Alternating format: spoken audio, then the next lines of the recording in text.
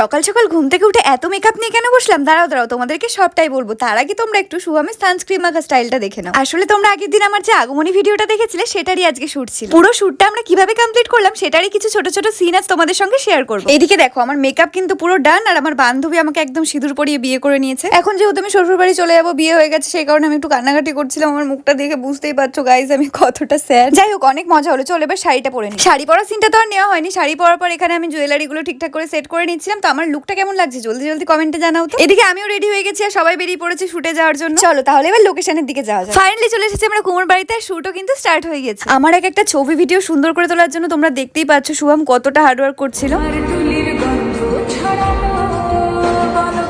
Finally আমাদের shoot complete, pack up হলো। আমার প্রত্যেকটা ছবি ভিডিও কিন্তু তোমরা আমার ইনস্টাগ্রাম আর ফেসবুক আইডিতে দেখতে পেয়ে যাবে। কমেন্টে কিন্তু জানাতে ভুলো না আমার লুকটা কেমন লাগছে। তো চলো আমরা এখন একটু খাওয়া দাওয়া করে বাড়ির দিকে যাই, আর তোমরা কিন্তু ভিডিওটা লাইক করে চ্যানেলটা সাবস্ক্রাইব করতে ভুলো না।